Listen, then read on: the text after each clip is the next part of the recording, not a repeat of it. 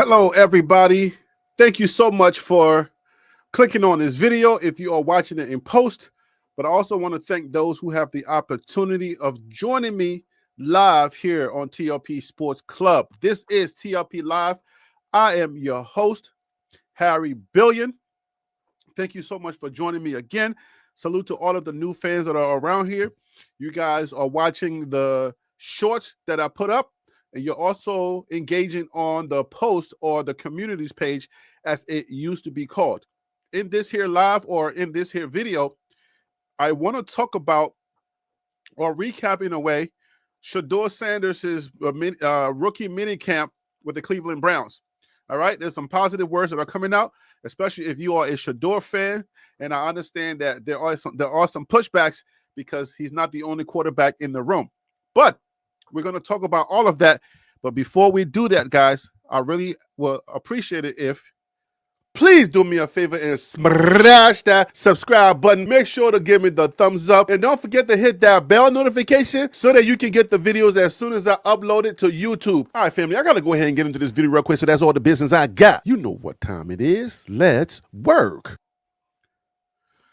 All right, so let's go ahead and work. Let's get to work. We got to get to work right away because it's a few things I want to cover in just a short amount of time. All right. I want to acknowledge everyone. I want to let you know that this here is a show where you can call in and you can have your voice heard. You do not have to stay in the either comments or chat only. You can call in right there on your screen. Join tlplive@gmail.com. That is the email that you will email me if you want to come on here and we can talk nitty gritty. We can talk about the different details that is surrounding the minicamp and what transpired at the minicamp. All right. I got a few things to talk about, and you can join the conversation. Join tlplive@gmail.com. Join tlplive@gmail.com. I know there are some people that's like, drop the link. I don't want to email nobody because you're going to do something to my email. The people that have come on the panel that are constantly coming on the panel can attest to you. If anyone comes on there tonight, they can they can attest to you that you don't have to worry about your email being spammed or anything like that. I just use it to send you the link so that we can communicate. I can control the chat or the panel. All right, guys. So let's go ahead and get to work. I want to say hi first to the people who are in the chat first. Fadama Dot, what up with you? Hope all is well. Evelyn Underwood, how you doing? My guy felt so real with that green button or that green, color that's on his name. It's a very special color. That green color means he is a member of the channel. He is a supporter. He supports the channel financially. You feel me? So if you want to support the channel financially, the work that I do, you can help me to keep this channel free and doing what I do. Yeah, you feel me? Low Bucket, what up with you? KMS, what up? Hope all is well. Shedeur for president. I know you're trolling KMS because I know you. You're not a member, but you are a member around here. If I know anything about you, I know you trolling. You trolling. Shedeur for president. Stop playing with me. All right, guys. So we got to get to work. My Cash App is right there on the screen. I was going to do this in the video, but I decided to go ahead and do it in a live. So if you are watching this, just keep watching. If you're watching it, this is like the first, scroll a little bit further because the discussion starts. If you're watching this post live, scroll a little further. The discussion starts. We can start the discussion like right now. So let's go. I don't want to waste too much time. All right. So here it goes. So it was a rookie minicamp because so basically what it entails is all of the people that wanted to be on the team that were not on the team last year. That's basically all the rookie minicamp thing is. Okay. So 2 quarterbacks were rookies. It's going to be Dylan Gabriel and Shedeur Sanders. So they were going head to head, and it was only a couple of days. So it was not that long. Now, what are the takeaways? Basically, there's not much here. All right. So let me just put everybody at ease so you can understand there's not much here. All right. In the sense that the way that the league looks at this, it's not really much you're going to be able to extrapolate to be able to make a final decision on who's going to be your starting quarterback. So let me just put that out there before we get the show really going. Okay. Okay. Now, even though there was not much there for the team to really make a decision, it was monumental. Like, this is the first impression. This is the first step to earning that job, to getting that job. You feel me? First step. So I'll put it this way. Because Dylan Gabriel was drafted 3rd round, he had the most to prove. All right? Put it in the chat if you disagree with me. I don't mind being disagreed with. But just letting you know, Dylan Gabriel being drafted, having the higher priority on that team, he's practically already on the team. All right? You don't draft anybody 3rd round, spend that much money to not prioritize them. Okay? So he had the most to prove. All right? In some of my conversations, I said in some of my conversations that Dylan Gabriel's job to lose. And the only reason is because the priority is on him because of where he was drafted. That's how the NFL goes. All right?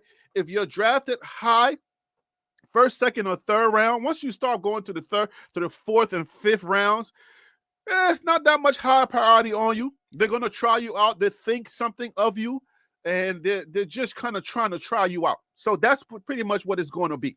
All right, that's how the NFL works. It works in a hierarchy thing. So Shedeur's going to fall down to the fourth string when the veterans get into the door. All right. Now, here is the thing, though, that you must understand.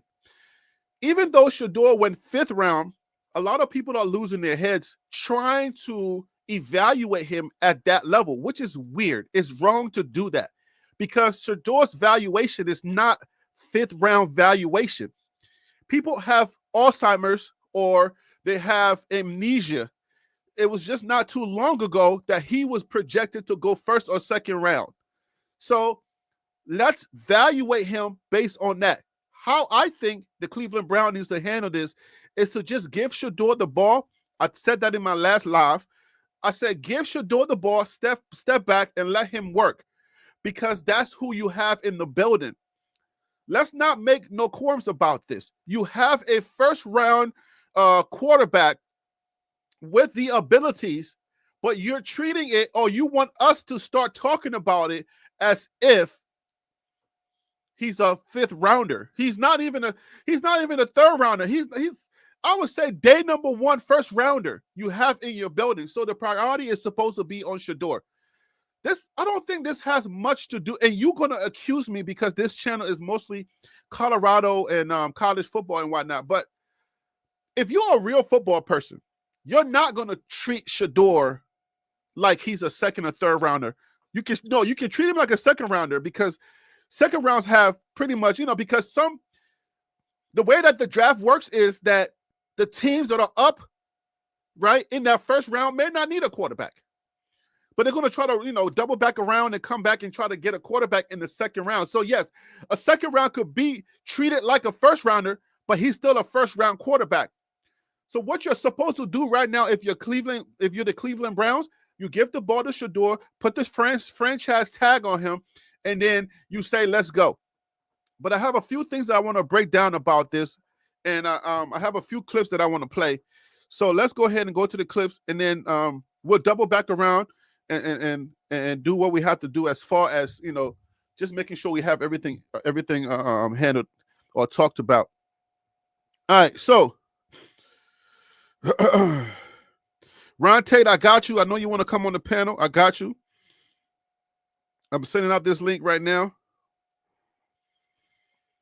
Last time I didn't have the chance to bring people on, but this time I want to bring people on because there's too many people that have amnesia out there about Shedeur's abilities, and it doesn't make sense that we're not talking about Shedeur Sanders the way that we need to talk about him, because if he was drafted where he was projected to be drafted, then we're not having this conversation about, oh, he's just this, he's just that. Now we're questioning everything, and it just seems too weird to me. And I'm like, nah, y'all tripping. Y'all need to stop tripping, because You got a Cam Ward. Okay, you got a Cam Ward in the building. And what are you doing like with Cam Ward? You're not gonna say, oh no, we're gonna be splitting reps with somebody. Nah, like you should first of all, you shouldn't have what you shouldn't have done was draft Dylan. Because now Dylan becomes a casualty, right? That's not right. I feel like you make Dylan a casualty, and that's not how it's supposed to be. Unless you want to have two rookie quarterbacks, as one as a backup, but this is not college. That's not how the NFL works. What you want to do is you want to make sure that you have a veteran around, a veteran quarterback that can mentor the rookie, even though he has the QB1. Like, yo, you want Flacco to be in that locker room mentoring Shedeur. Put him under his wings and like, all right, look, man, I'm going to get the first couple of reps. I'm 40 years old. I'm tired. You know what I'm saying? Like, come on, little boy. Look, young man, little boy, right? Come on. If Flacco called Deion Sanders' son, little boy. Come on, young man. Let's go. Let me, I'll get a couple of reps in there, but I just want my money. You know what I'm saying? Like, I'm already Hall of Fame quarterback. I'm just trying to get paid and not be on the couch. So give me a couple of $1 million. I get a few reps in. When I get tired, I'm going to wink at you, and then that's what it is. You feel me? So that's how it's supposed to be. Tim Smith, welcome to the show, brother. How you doing today, man? I appreciate you calling in. Hey, I'm doing well, Harry. How about yourself? All is well, man. All is well, man. Good. Yeah, it's been a minute, but we got to take this thing in stride. Now we got something to talk about, so it's time for us to go. I want to say shout out to another member of the channel, Peter Investor. Like I told y'all, if you see anybody in that chat that has the color green on their name, they are a member of this channel, and I want to say salute to them. But let's go ahead and play this first clip, and then we'll start getting some thoughts. We'll get some thoughts from Tim. But there are some key things that I want to talk about as far as like whose job was it to lose. Are we keeping 3 quarterbacks, 4 quarterbacks? We're going to talk about it all. So let's go. Let's keep going. Let's go ahead and do with the first clip.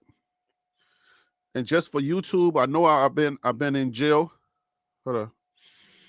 We got the wrong one on there, baby. Let's remove this. And let's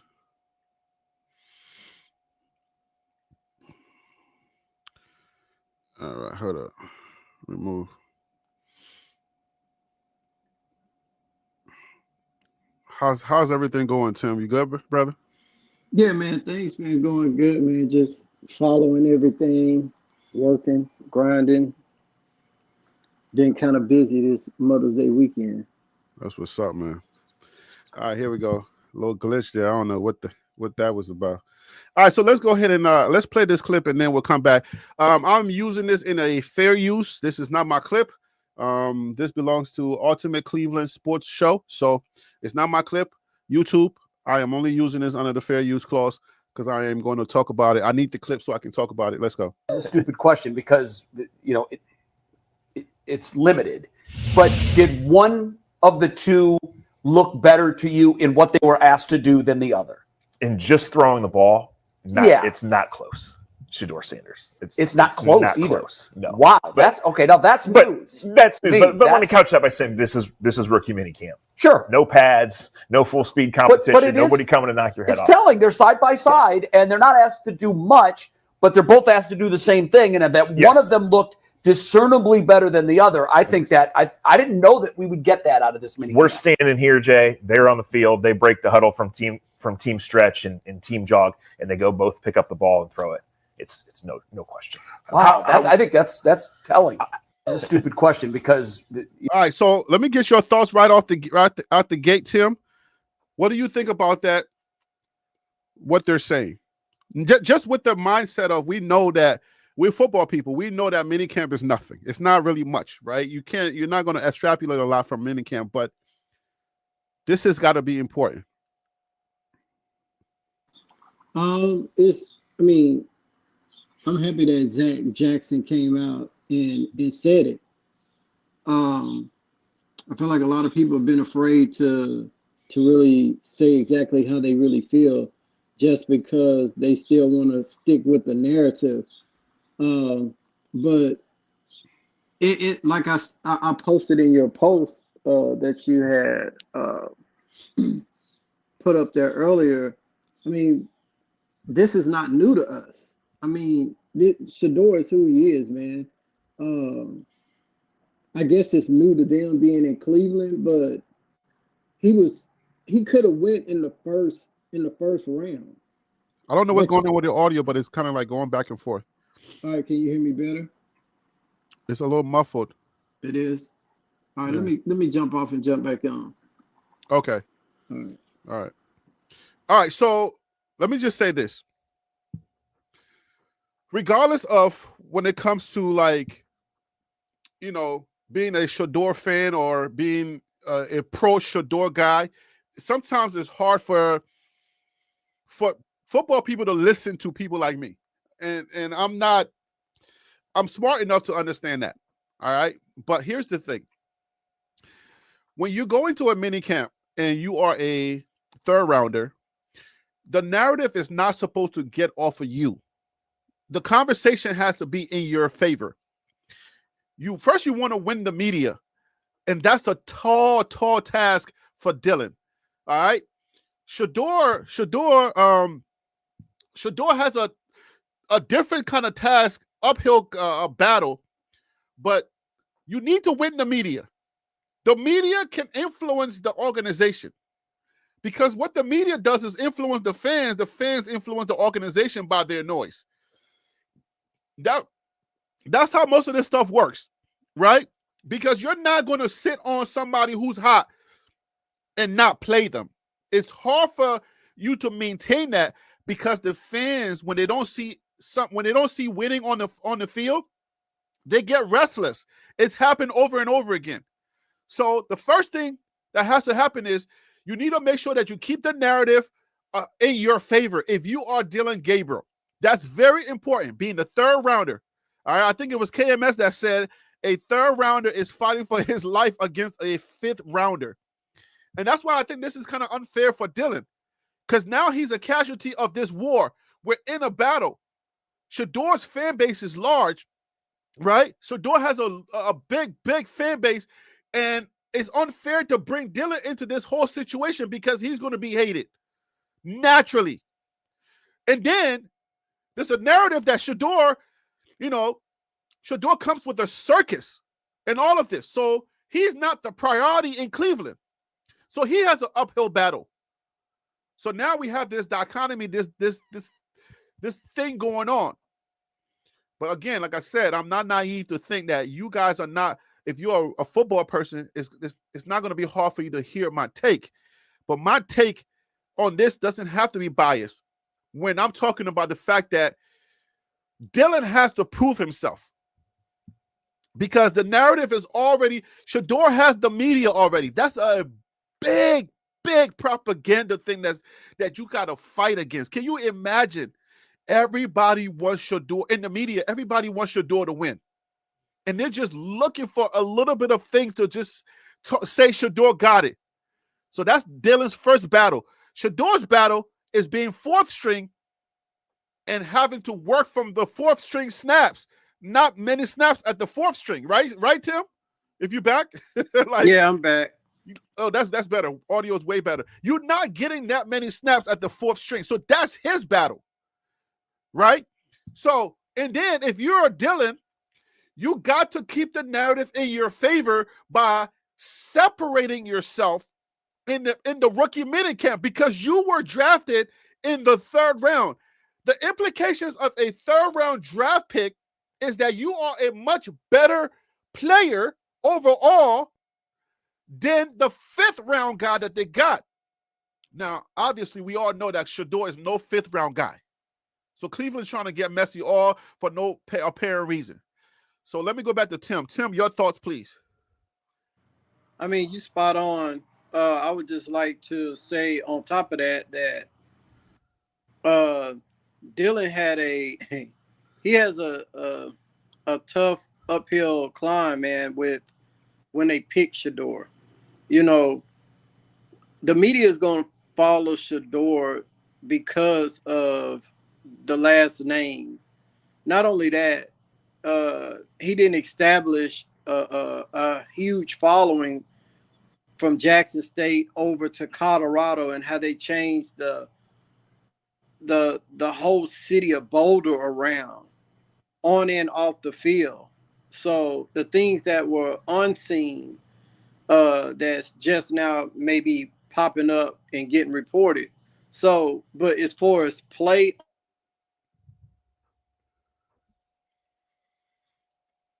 I don't know if something happened to your audio or not, Tim. Now I can totally not hear you, but fix that and come back on.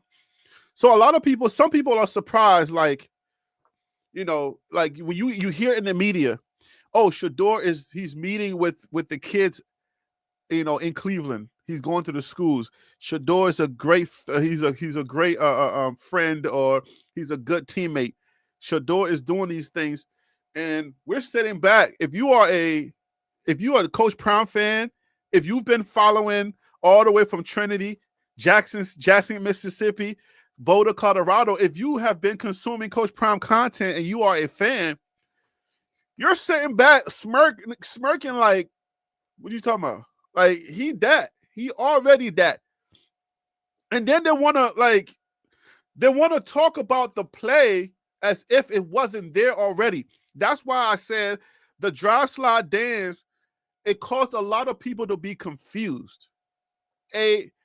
Some people were confused, and I was wondering, well, why are y'all so confused? This has nothing to do with Shedeur. It has everything to do with whatever the owners of the NFL wanted. This ain't Shedeur. So I'm looking at people who were just, it was very swift.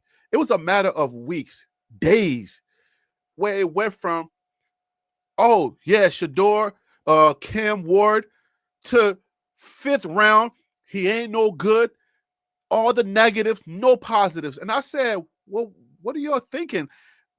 And I told some people, and I said, I don't know about y'all, but I trust my eyes and my ears over some analyst, over your favorite analyst. I don't care who your analyst is.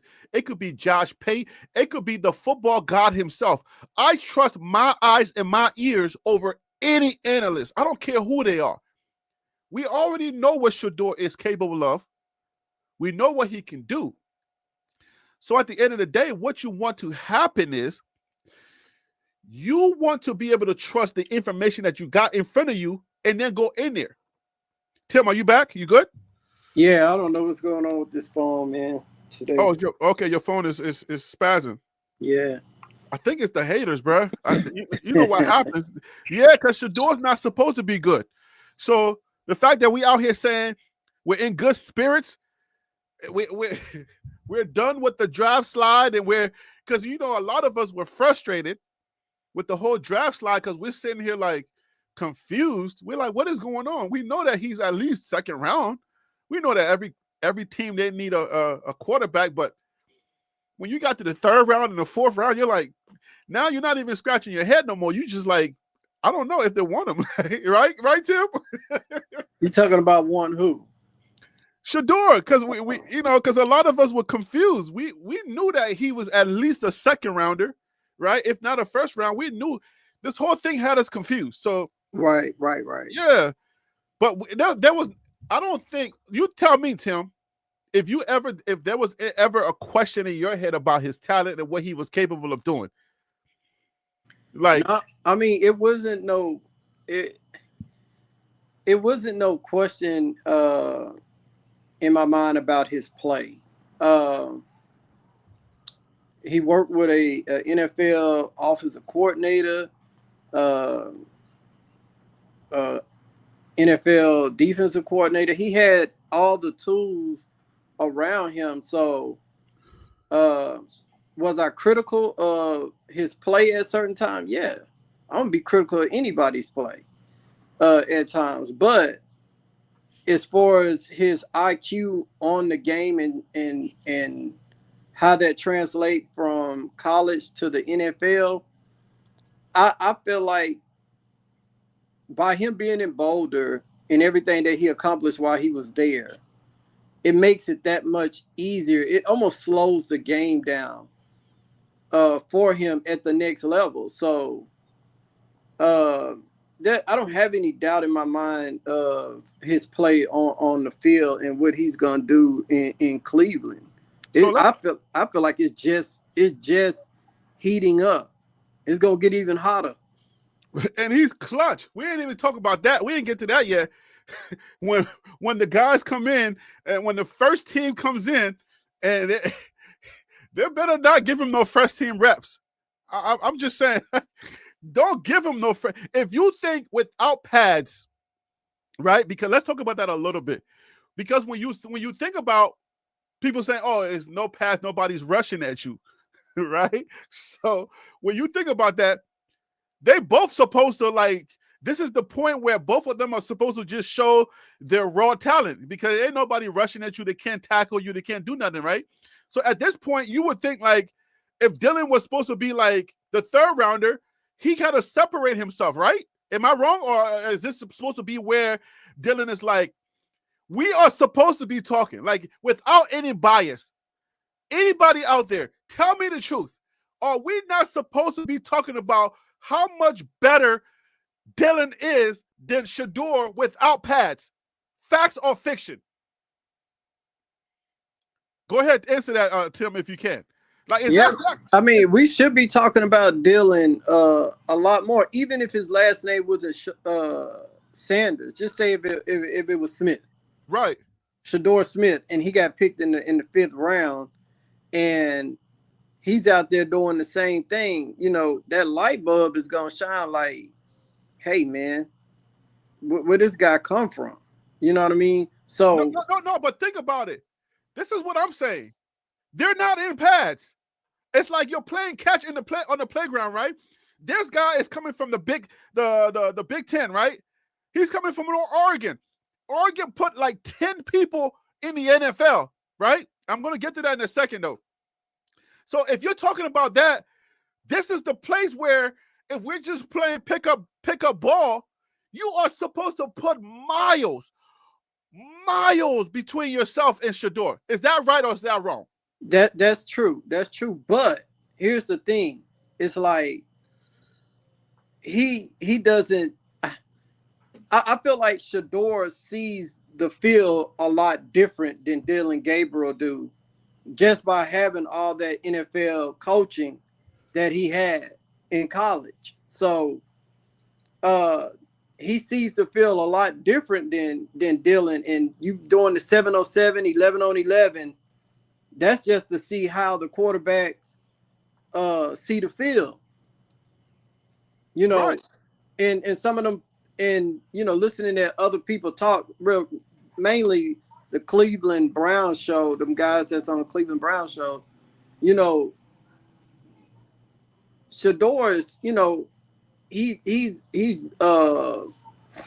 drawing safeties off their mark, and he doing the same thing that he was doing in Colorado in the game. So it's just translating over into this, and he can pick defenses apart, but they say he can't read defense. That's what I'm saying. I'm just trying to keep it simple. I'm not trying to glaze, right? I'm trying to keep it to a point where the conversation can be clean and plain and simple. Whether you are Dylan or a Shedeur fan, who is supposed to separate themselves in plain clothes? When it's in plain clothes, I don't care if you have a bias against any one of them. You could be Dylan's cousin or his aunt. I don't care who you are. You could be Shedeur's auntie, internet auntie, or who you are. Who has the plausibility? Who has the weight on more to do more? Because when you are drafted that high, you're supposed to show it. It's supposed to come easy. Here's the flip side to this. It's not really a flip side. Here's another part of this. They show in once they put the pads on and these big offensive lines, these big NFL defensive linemen can come at them. Who do we say will shine more based on what we've heard from analysts in the college? What are your thoughts on that? Shedeur is going to shine a lot more, and because I feel like all that NFL experience, man. I mean, he been groomed for this, and he's seen so many different scenarios. The resources that he have, you know, he can contact, you know, Sean Livingston and chop it up with him at any given time, and it's Shedeur is going to shine That's a what lot I'm saying. more. That's because exactly what I'm thinking, because I'm like, if you put the pass on, if you couldn't do or show us that you were the better quarterback because you were drafted at the 3rd round, and the 5th rounder outshines you with plain clothes on, when you put those pads on, and we know that they have called him clutch, we know that the talk about him is how he performs under chaos. We know that the way that people say what people have said about him, about his tape, is that even what's the Steelers coach? Is it Mike Tomlin? yes, Mike Tomlin, right? What Yeah, Tomlin said, if you watch his tape, right, he performs under pressure. So Dylan cannot allow Shedeur to keep having more of a separation, because the plain clothes, Shedeur outshines you. So he takes another step away from you.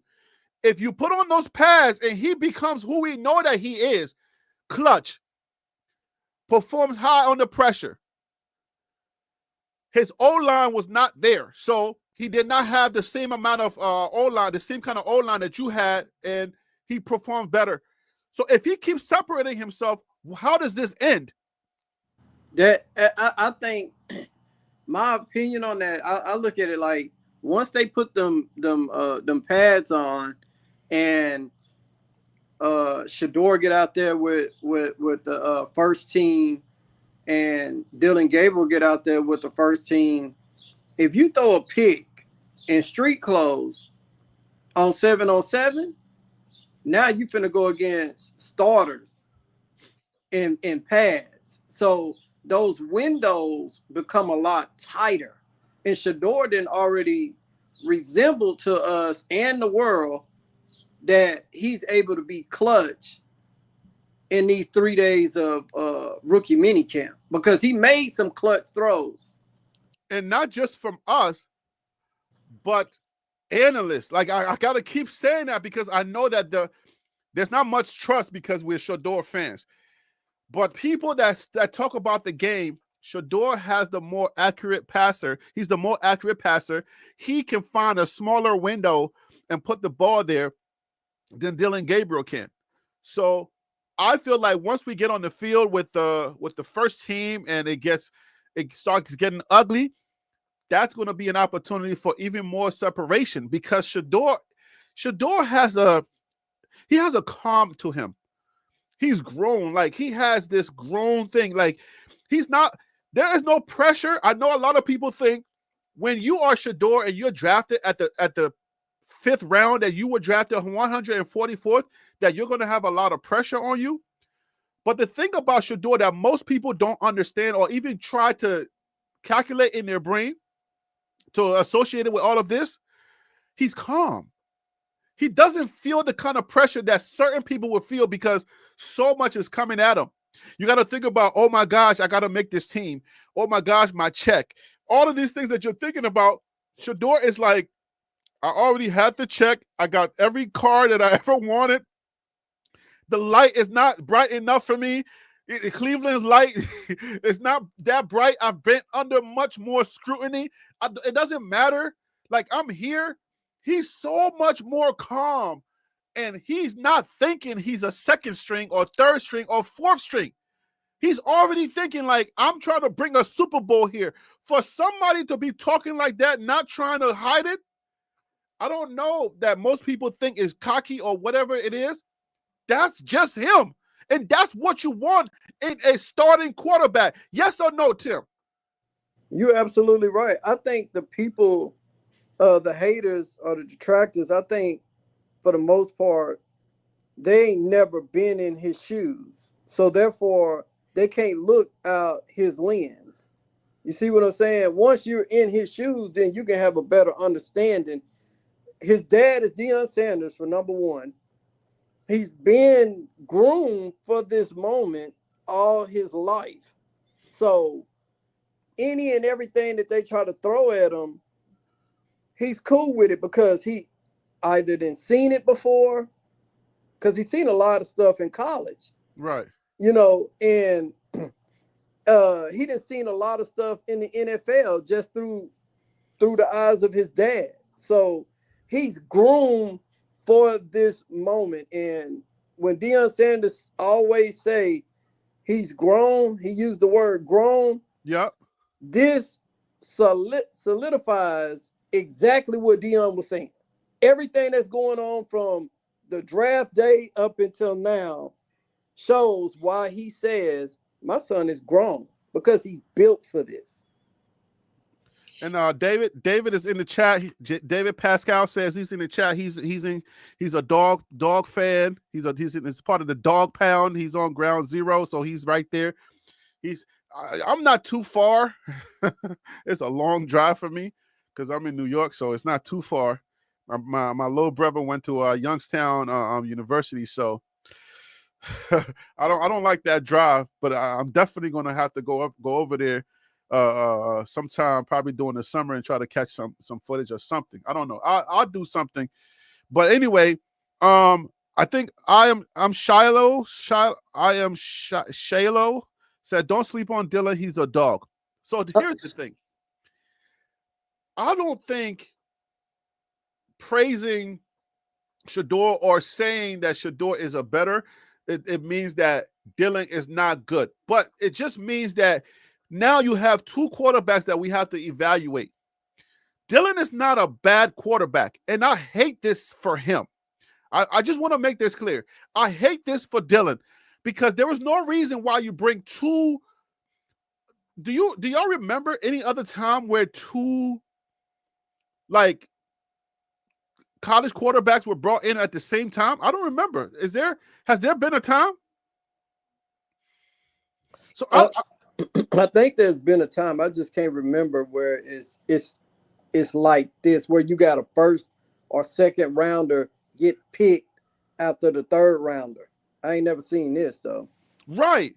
So you're because you're not, if you're Cleveland, you're going back up because you're surprised that Shedeur is still on that board, but you're not thinking that you're bringing him in as a fourth string quarterback. That's not the mindset. At least I hope they're not that naive. I know their organization sucks.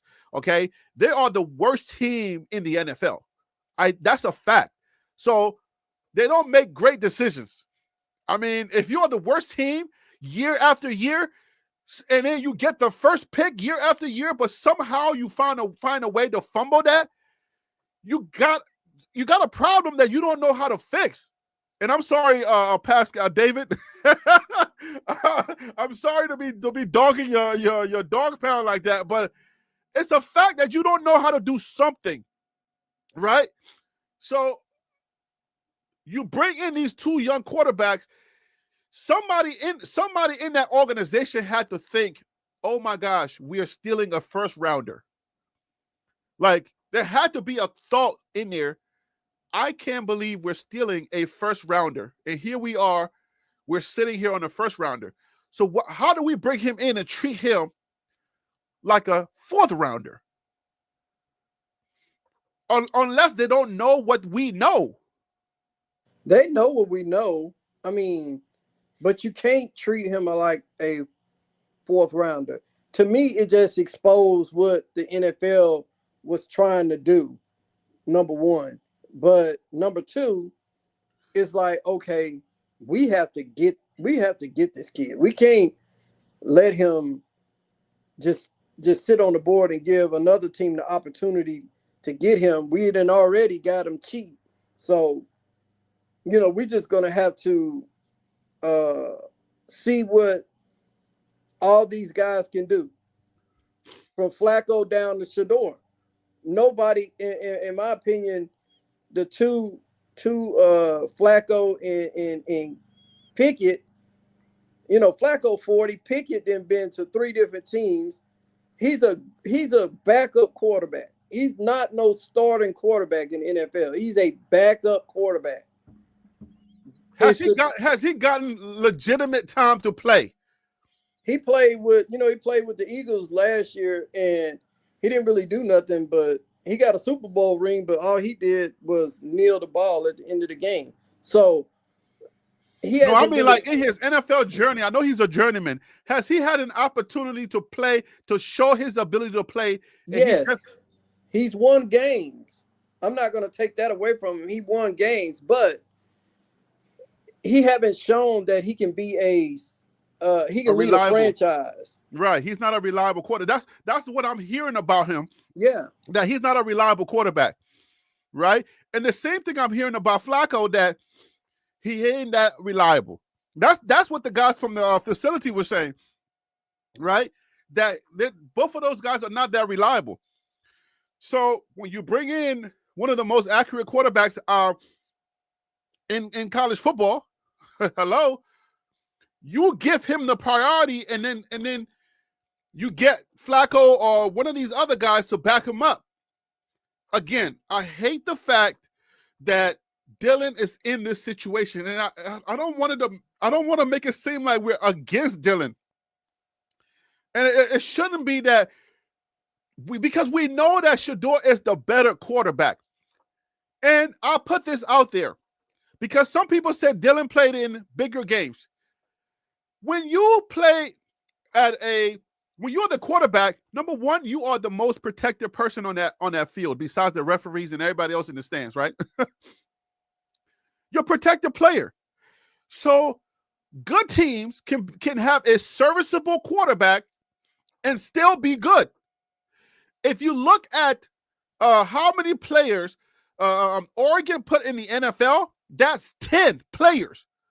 Oregon, the team that Dylan played on, put 10 players in the NFL. Colorado only put 4 in the NFL. If we count all the ones, we got to wait until everybody signs and then everybody makes the team. But drafted, Oregon put 10 drafted players in the NFL. That is the team that Dylan Gabriel is coming from. You don't have to be a superstar when you are behind, when you are playing on a super team like that. And I call it a super team because they put 10 people in the NFL. 10 people? There could only be 11 people on the field at one time on either side of the ball. They were able to put. You gotta go and go watch that video that I did when I broke down the different the different teams that put, or the different universities that put people in the NFL. And then you also got to think about how many offensive players that they put in the NFL, how many defensive players that they put in the NFL. So that's another way to evaluate the numbers. But 10 players, Tim, is a lot of people. From one team, you got 10 people that were playing on Dylan's team in the NFL. You know what that translates to?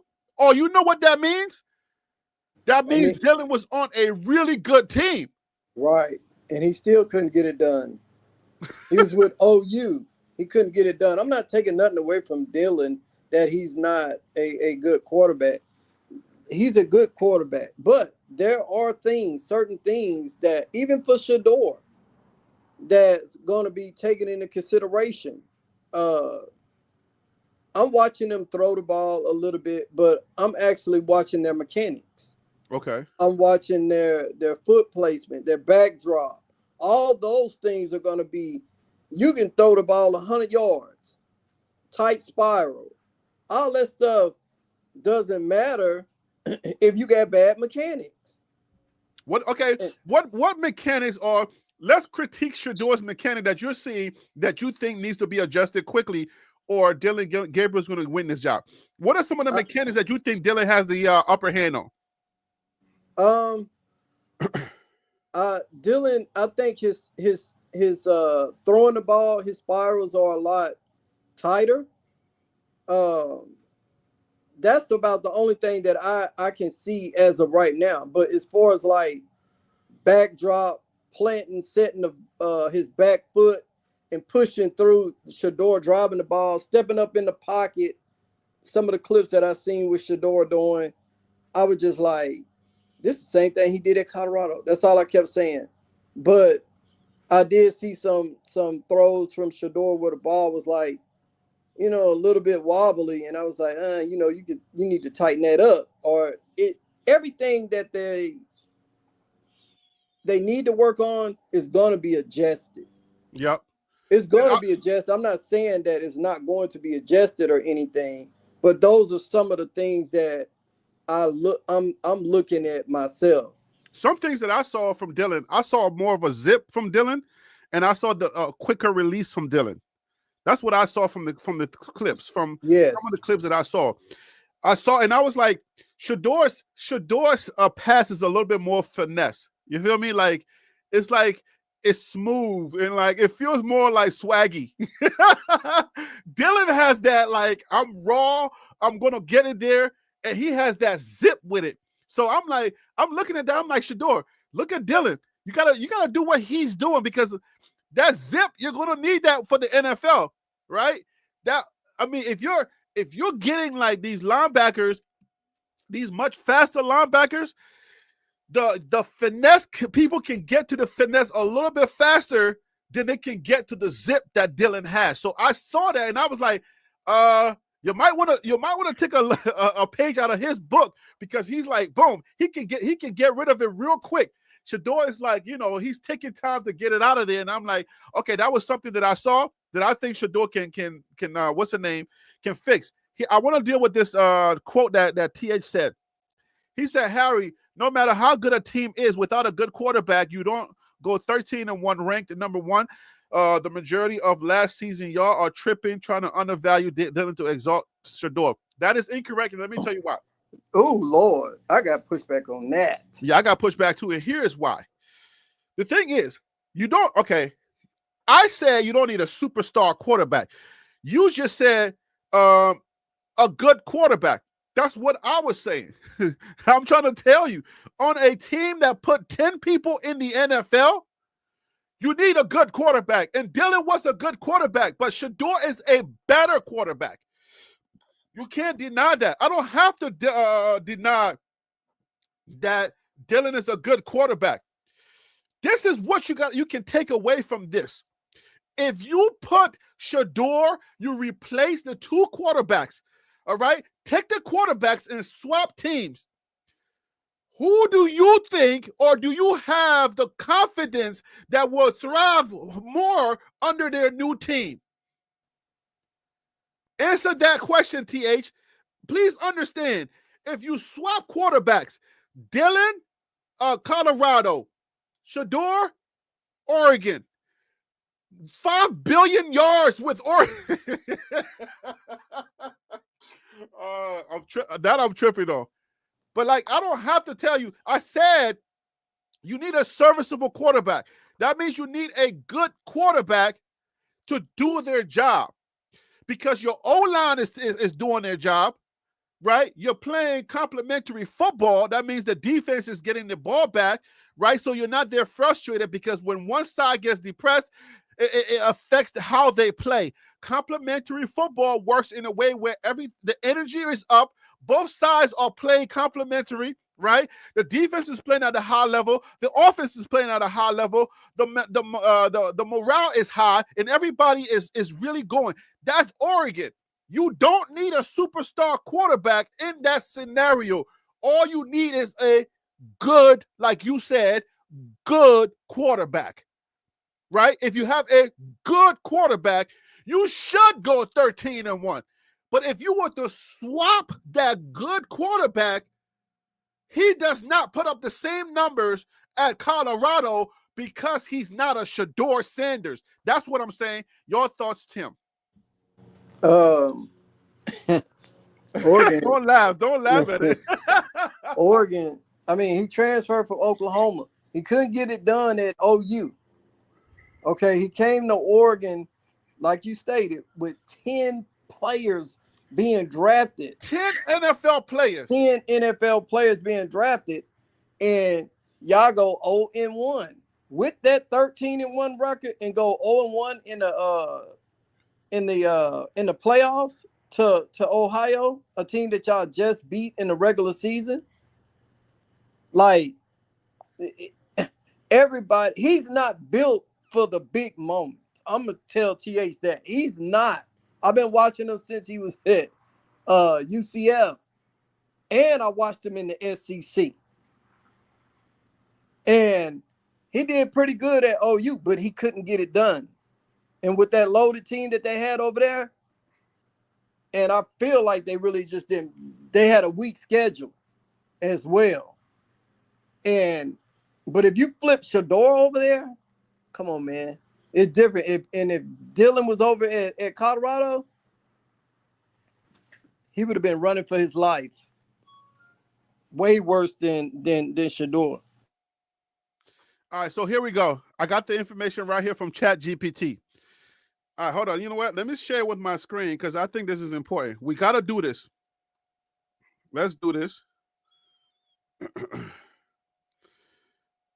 Because I think this is important for people to understand that this is not we don't play around with stats here. This is the data channel. So we're going to show you the data and why this is important. All right, so hold on real tight, Tim.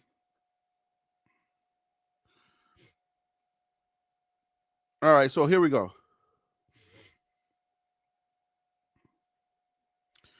Yes, we have a bias for Shedeur because obviously we like Shedeur and we follow Colorado, but it doesn't mean that we're not capable of telling you what really is going on. All right, look. The Oregon Ducks offensive players drafted in 2025. And somebody please check this and make sure that we are correct because ChatGPT is not always correct. All right. So Josh Connolly Jr., offensive tackle, drafted by the Commanders, right? First round, 29th overall. Okay. We're not even going to read the notes. Terrence Ferguson, tight end. Okay. These are the offensive players, right? We're not going to count Dylan Gabriel. Offensive tackle, drafted by the Dallas Cowboys. 6th round, okay? Running back, okay? Jordan James, running back. I should do this in a video. You know what? After this live, or I might cut this part of it out and do it in a separate video so people can understand that we don't just talk about Shedeur. We have information that can kind of go with this as well. Wide receiver Taz Johnson, all right? He's drafted by the Tampa Bay Buccaneers, so we know he's going to be playing with Shiloh over there, right? All right. And then Treshawn Holden, wide receiver, drafted by that specified and available. Who? Oh, okay. So they don't know who he was drafted by. That's weird. Why is it not specified? All right. So how many wide receivers? 1, 2. So look, Shedeur also had Travis Hunter, who was a wide receiver.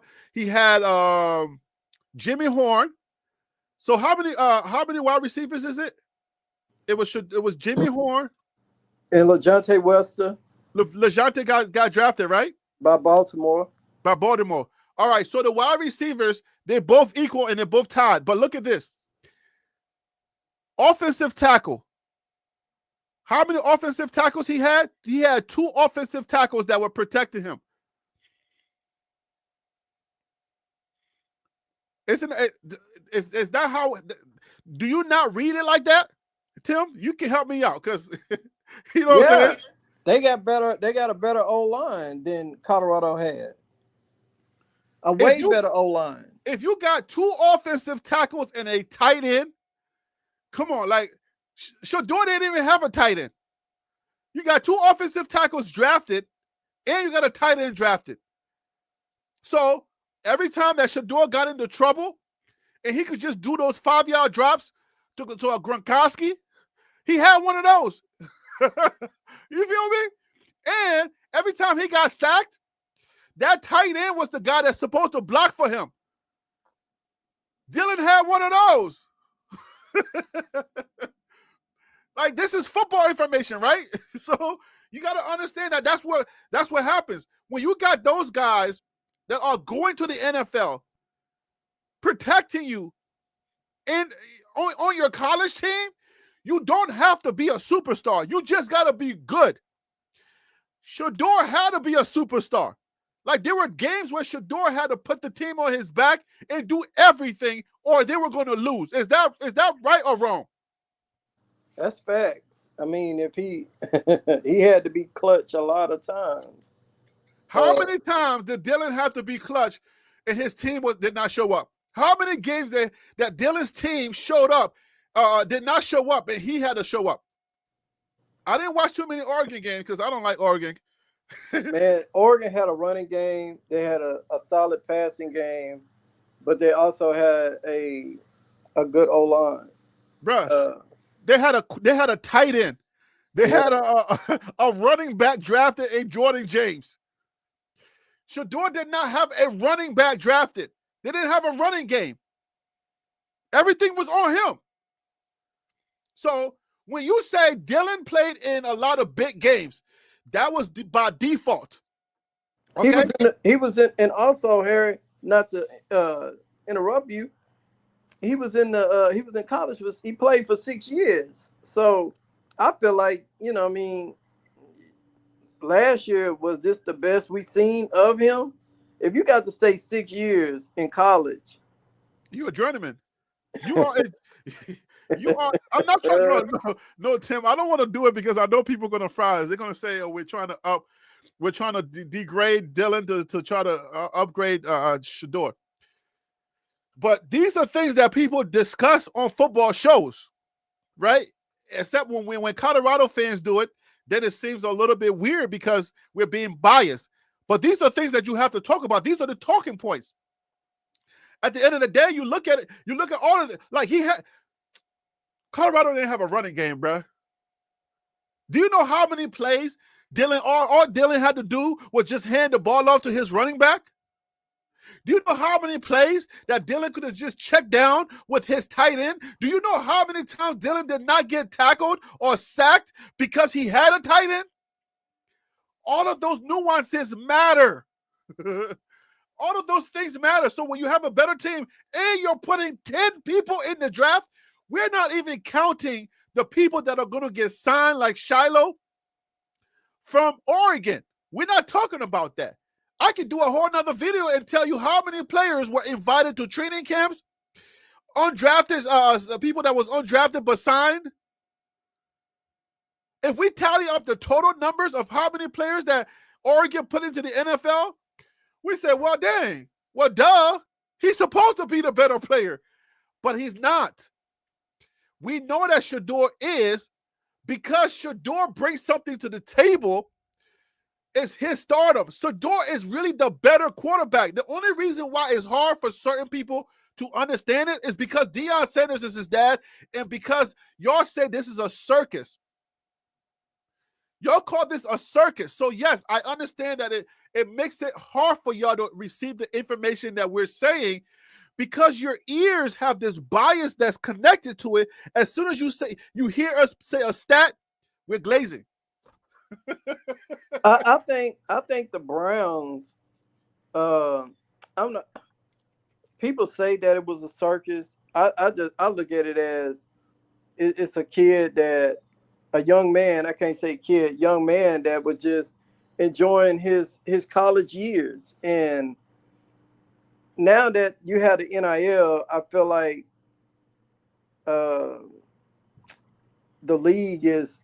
You got these young men coming in here making millions of dollars and millions. Some of them got thousands of followers and they just don't know how to deal with it. And then just to have one of the hottest athletes come out and his dad is Deion Sanders. It's not like he got the chance to pick who his dad was. It's just he's just fortunate and blessed to have Deion Sanders as his dad. So.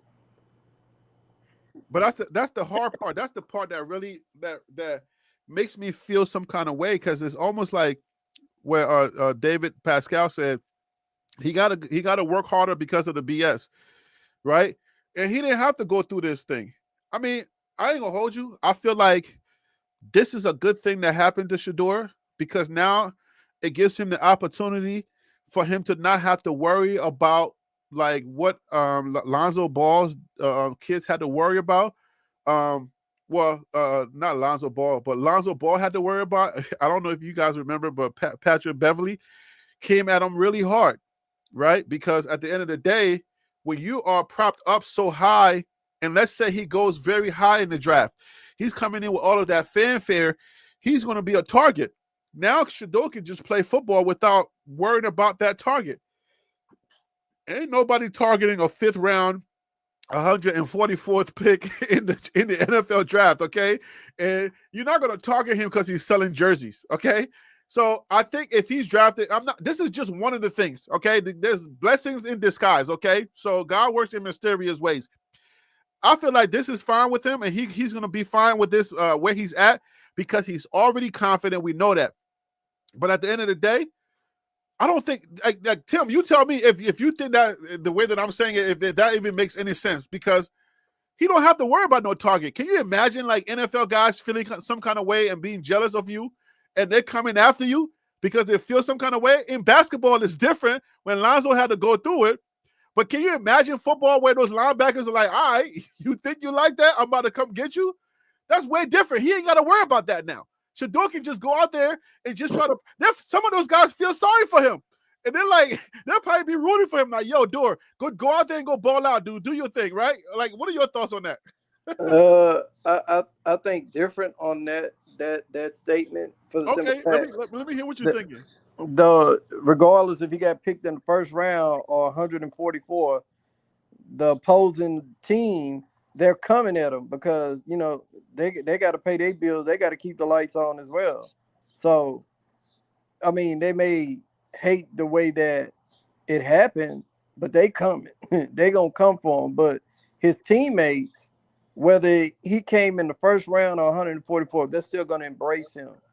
The guys that understand his lingo. It's people in the front office and all these owners that doesn't understand his lingo. But I'm glad that he's in the position that he's in because now he does get to play ball. But here's the thing. Since, they thought, well, if we draft him in the 1st round or we draft him in the 2nd round, it's going to be all this media coverage and it's going to be a circus behind him. Y'all created that circus now because now the interest is higher. The circus is going to be even bigger because the fan base, and he's visiting young kids in school and working out with high school students. Oh my God. And he's getting involved in the community. He finna turn Cleveland into the biggest circus in the United States. It's gonna be bigger than Ringling Brothers. It's crazy. But what I was saying is that I feel like if you remember Lonzo Ball getting targeted by Patrick Beverly in the NBA because of how much hype it was around him, what I was saying is I feel like if Shedeur goes top and all of those endorsement deals start flying off the shelf and I mean he's just hot, I feel like there was going to be a much bigger target on him, and guys from opposing teams were going to probably target him a little bit more than they are now. I don't think they're going to feel sorry for him, and I don't think they're going to not come and tackle him because they feel sorry for him. But I think the target that the way that they would have played him, it was going to be reminiscent of Colorado State with him and Travis Hunter were targeted, and guys just hitting them out of nowhere just for no reason because of the noise that that comes with them. I mean, I can see that. I can see that a little bit. Yeah, so I'm glad that this is a little part of it. I mean, that I'm looking at a little window that I look at. I'm like, you know what? I can see where. I'm so glad that now guys are not gonna be like trying to hit him extra just for no reason, like to come out of the blue while they're just trying to run down the like on some type of like long pass or something like that. He's just jogging, trying to see if his guy's gonna go down the line, and then out of the blue somebody hit him, boom. Those type of things I feel like are not gonna happen now because now he's coming on at a lower level. You feel me? So that level, nobody's talking to you at that level. They're like, bro, what are you doing? I'm not first round.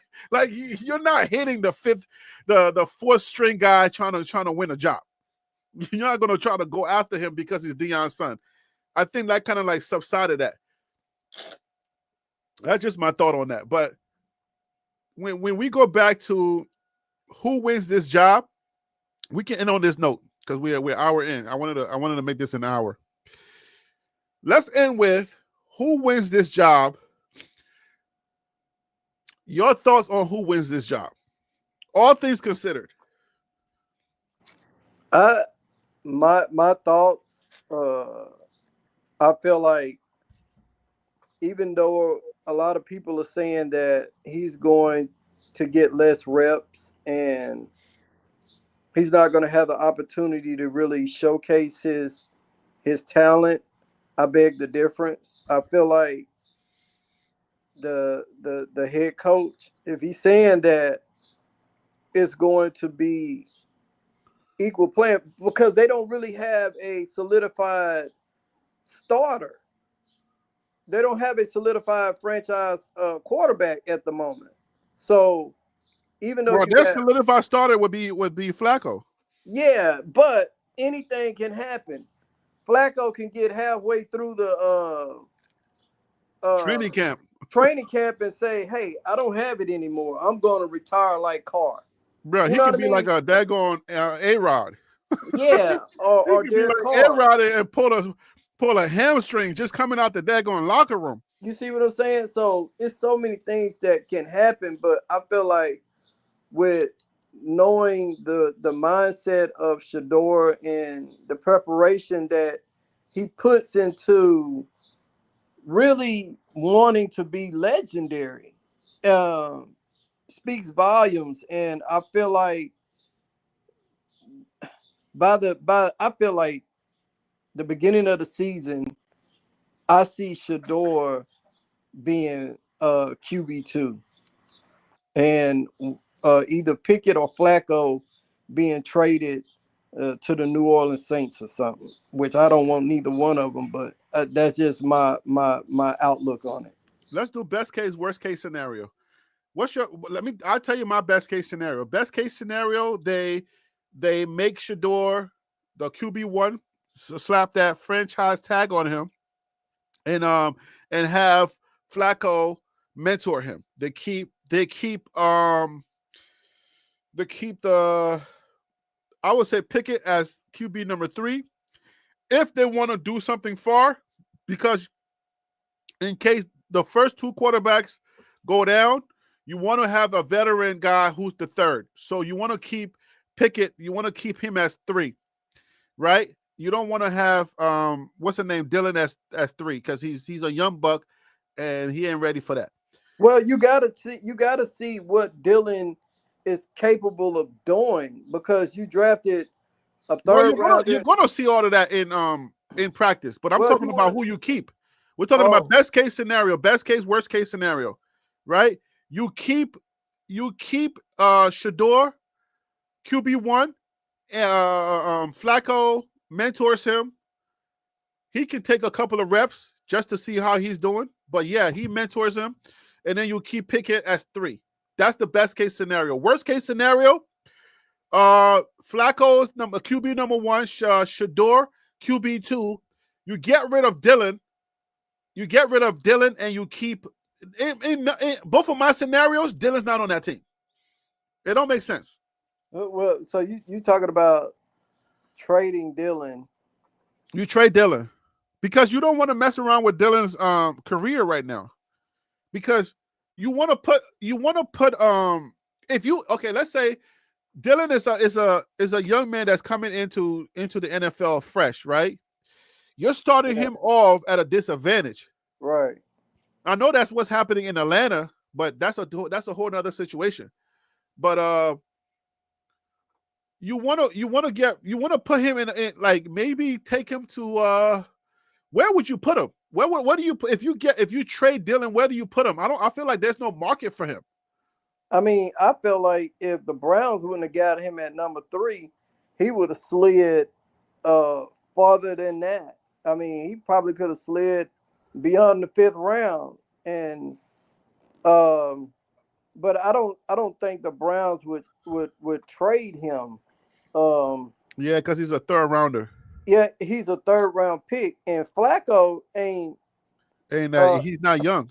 well, Flacco's not gonna sit behind and watch Shedeur play while he mentor Shedeur. That's not going to happen. Well, you're gonna do it if you own it and you want to check. Of course, you rather not make a couple of $1 million while you're in the football while you're in football. Like You think the Browns bought Flacco back in that took them deep into the playoffs?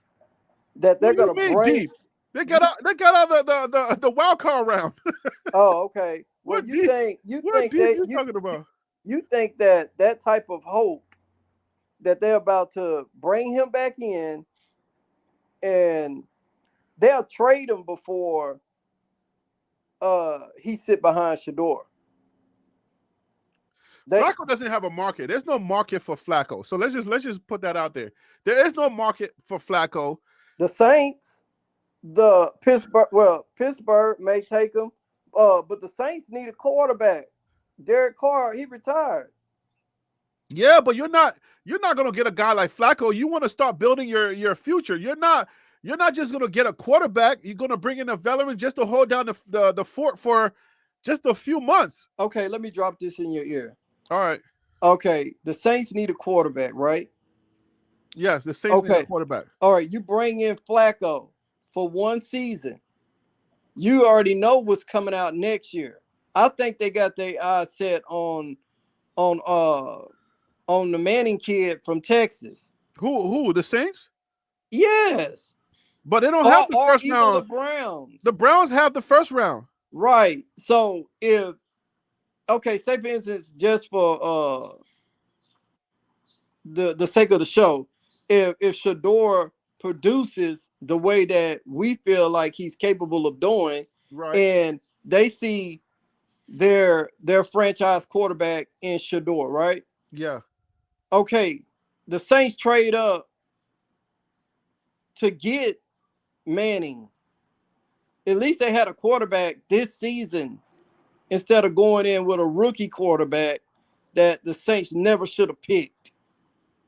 So yeah, at least I can see that becoming, so the Browns' first round pick can become a valuable commodity if they need a wide receiver for Shedeur or an offensive line, maybe on his blind side or something. If they need somebody to protect him because now they feel like he's the guy, and they don't get a quarterback, then yes, that's a valuable commodity they can sell. Exactly, and then you can pick up, or you don't have to trade, and you draft Smith from Ohio State. Well, what is this, his second year, or will this be his 3rd year? Who's that? The kid from Ohio State, the big wide receiver. Second year. This is 2nd year, so he got one more year. I think that kid's a freshman. You talking about that number 1 or number 4? Yeah, number 4. He was a freshman, right? Yeah, number 4 is a freshman, bro. Okay, yeah, never mind that. Well, exactly what I said. You get rid of Flacco, send him down south to New Orleans, and then Flacco's not going nowhere. He's retiring, bro. Like, that's it. Dude was on the couch, bro. They brought him in to try to see if he can still play, and he was a lightning rod. He was a lightning in a bottle. Like, he was a genie in a bottle. It's not going to happen like that often. It doesn't happen that often. If you have a better quarterback, if you have a young, decent quarterback, you put him in the fire like the Commanders did. The Oilers, right? Houston, because he got world moves number 1. So, I mean, Ward is about to be number 1. He's about to be thrown in the fire. Shedeur and Ward are the same quarterback. Give or take a few mechanics. So there's no reason why he can start. There's no reason why you're going to throw those other young quarterbacks in the fire. You did Jaden Daniels. Throw Shedeur. Shedeur is ready to go now. You invest and you make that happen right now. I'm just saying, like, they're the same quarterback. Why not throw Shedeur in the fire and start getting him acclimated to the NFL speed? The sooner you do it, the better for your team. I can see that. I don't. I mean, if we're not having this conversation, if Shedeur is, if he, all the rumors were whatever the rumors was, if he does whatever they're asking him to do, or he doesn't say those fiery things he says, I don't know why they didn't choose him, but whatever. If he goes in there, does what they're asking, and they choose him where they wanted to choose him, he's a number one day one starter. So why are we afraid to have that conversation with the lowly Cleveland Browns? And you know what I said on draft day about Cleveland? That's a player's graveyard. That's a dumpster. Yeah. But I mean, what up, Shante? I mean, having Shedeur as the QB in Cleveland, this kid has won wherever he went, but the NFL is going to be a lot harder. But I feel like he can adapt. If Cleveland willing to build around him, if they believe in him that much and build around him, then I feel like it can be something. It could be a great ending story. But but tell me, why is it hard for us to have that conversation with the lowly Cleveland Browns? Like Shedeur starting for the Cleveland Browns. We're here arguing about, like, we're hesitant. Put the ball in Shedeur's hand and move away from this. What are we talking about? Like, I feel like, you know what? You ever felt like you were in a twilight zone? Like something that wasn't right, and you just having to just keep talking about it, and it's right in front of you? I feel like I'm in a twilight zone when it comes to this whole Shedeur thing. Like, what are we talking about? This is the Cleveland Browns we're talking about. Like, what? In what universe are we sitting here and thinking about Shedeur not starting for the Doodle Clevelands? Hey, God, I agree. help me, please. I agree with you, man, and that's why, like, some commentators are stating that, you know, Shedeur will get a chance to start at some point in the season. It just depends on who's going to be that QB1 and how well that QB1 plays. But winning that division, that's slim to none. That Who winning what division? Over there in where the Browns are in the AFC. You mean them winning the division? Yeah, what I'm saying, we're not going that far yet. No. I'm saying they're not going to win the division. Well, I mean, we know that. I mean, right. I know so you play your we're high on Shedeur, but we're not high. Right. I'm not saying that they're going to win. I'm saying you play them to see what you have in your third and fifth round pick. But I feel like Shedeur is capable of winning the job. At the end of the day, when Flacco and them come back and the whole team is together, I feel like Shedeur is just gonna be taken step by step up the ladder, man. And I feel like he could possibly win that starting job. Honestly, but that's what I'm talking about. We ain't gotta get there. We don't have to be here right now. What I'm saying is, why are we here though? You have Cam Ward with Houston, right? Is it Houston or am I tripping? You tripping. He with Tennessee. Tennessee Oilers. Tennessee. You know I'm thinking Oilers? Because wasn't it like the... You thinking in Warren Moon days. I'm thinking Warren Moon, bro. Yeah. Because he got Warren Moon's jersey. Oh, my God. Okay, so he's with Tennessee, right? And he's with the Titans, and he's a starter, right? Right. Shedeur and Cam in college, they were 1 and 2 best quarterbacks in college football. Why are we not talking about the fact that he is on the lowly Cleveland Browns This is a no-brainer. Come on, where's my guy that was just here from in Cleveland? Pascal, where you at, my guy? David, like, what are y'all thinking in Cleveland?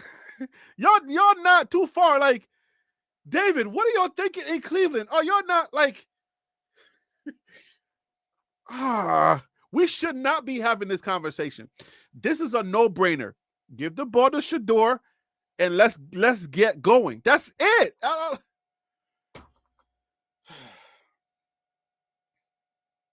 don't know what to say, man. I look at it as if he wins that starting job and be the day one starter, it's really gonna look bad on the Cleveland Browns organization. You know what I mean? But I said it on draft day. I'll say it again.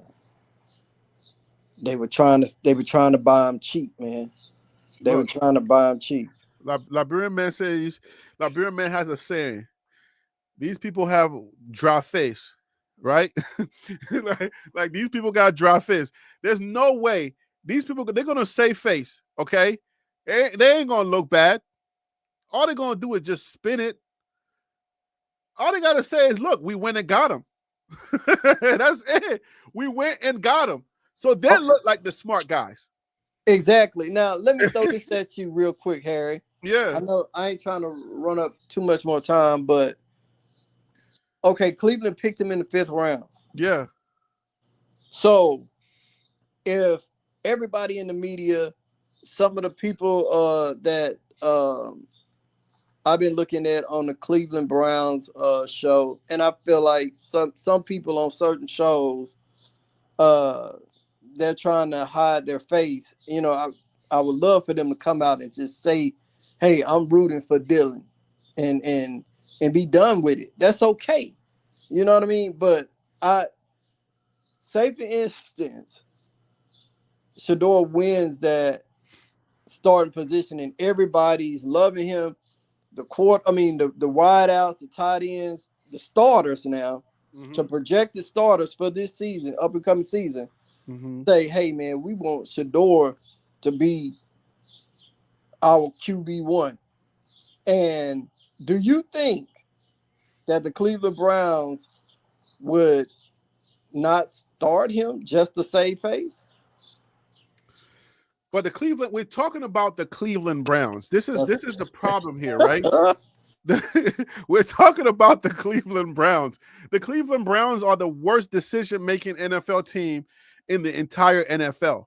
So nobody's ever going to know, probably unless David Pascal, that follows them so closely, right? I don't know, like, how they make decisions. All we know is the results that they've gotten over the years in the NFL. They're the worst team in the NFL. They're totally the worst team, and they get it wrong year after year. So at the end of the day, do I trust them to make the right decision, knowing you have a franchise quarterback sitting right there? Some people are saying you string Shedeur along, you make him QB number 2 when you bring him Arch Manning. That's what I'm hearing. You know what I'm saying? Like, oh, we want Arch Manning, so let's string Shedeur along. We're going to get rid of him eventually, but that's what we're going to do. Like, it doesn't make sense. And I'm like, okay, you don't know that you have a winner in your locker room. And then Shedeur is a good dude. People like him. He makes friends. When people realize that the narrative that's out there is not who he is, it's easy for them to buy into him. They start doing the perfect timing. People are calling it the Shedeur. People don't get it yet, but we have already named it the perfect timing. That was his song. And then when he did that, you know, DJ Khaled said it was the Shedeur, but it's called the perfect timing. Okay? For those of y'all who don't know, this is not called the Shedeur no more. It's called perfect timing. So you got teammates that are going to be doing that. I mean, he's a good dude. Forget about us, the circus, okay? Y'all want to call us the circus? Come for us. That's not Shedeur. That's the thing that I don't know. Sometimes it scares me because I'm thinking, I wonder if the noise that people are making about the jersey number and everything that we're doing, and we're coming in here feeling all entitled that Shedeur should start, I wonder if the message or the noise is going to get to the other players and they're going to treat him some kind of way. You know what I'm saying? Like, I just, sometimes it scares me, but I just want people to know, like, Shedeur, what we do is not reflected upon him, because the second you get to know him, people say he's a good teammate because that's who his dad raised. You can hear anything about me on YouTube, but when you get to meet me, you're like, dang, son, like, what people been saying about you ain't really true. I'm like, what do you mean? Like, you thought that somebody else's opinion became who I am in your head. So I'm living a different way in somebody's head right now. Somebody hates me because of something that somebody said. Like, oh, he's a low-key Deion Sanders hater. He's a this, he's a that. And then now you hate me and you haven't even met me. That is exactly that little microcosm that's going on with that.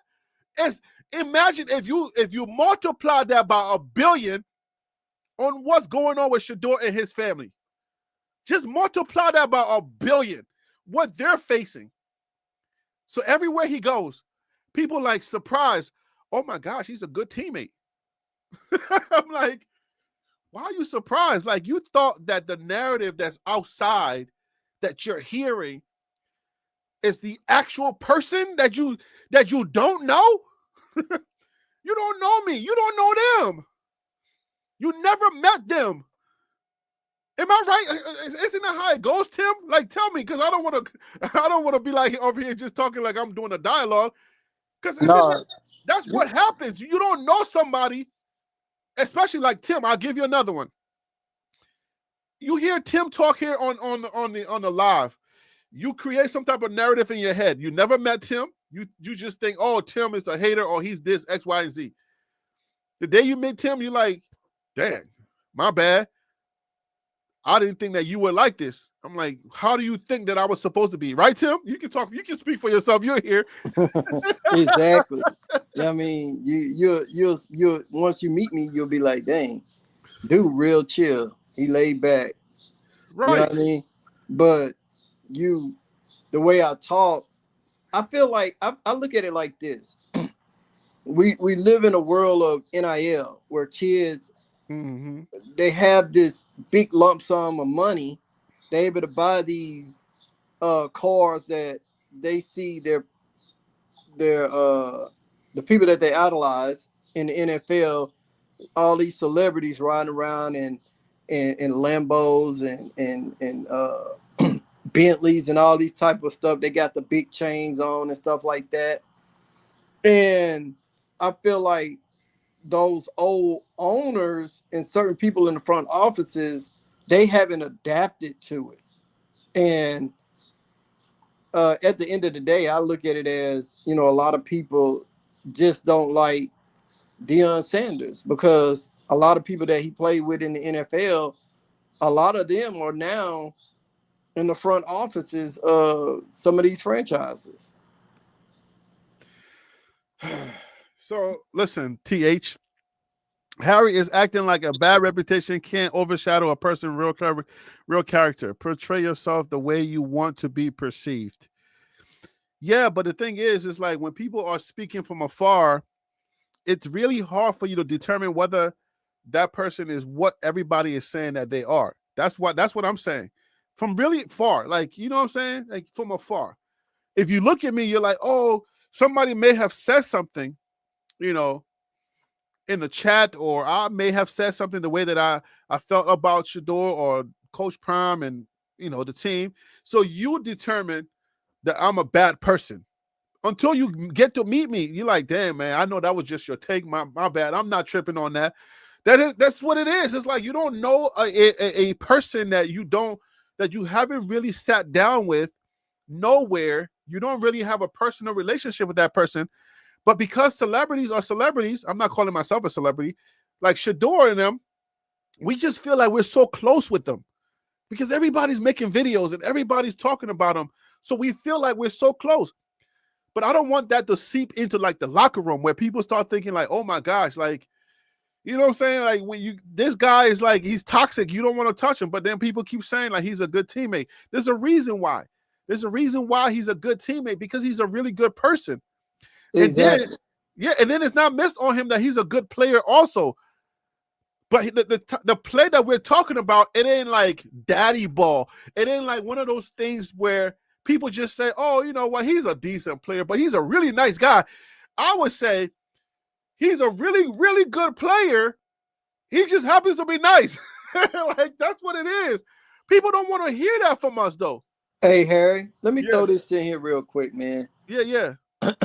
I met Dion at the Golden Corral. Uh-huh. You heard of Golden Corral? Yeah, because I'm North Carolina. Come on, my guy. Okay, all right, cool. So UNC Greensboro all day. Right. So I met him at the Golden Corral, man. And when you meet him, man, like he's so down to earth. Like what you see on, on TV and stuff like that. He's not like that in person. 100, like in character at all time. Like we sat there and had a genuine conversation. You know what I mean? Yeah. And he was leaving out, and he took pictures and stuff with my kids and my nephews, but they just down to earth, man. I feel like when it comes to his sons, but mainly Shedeur, it's like people, they don't know him, but they see what he has. They see him all over the social media and on TV.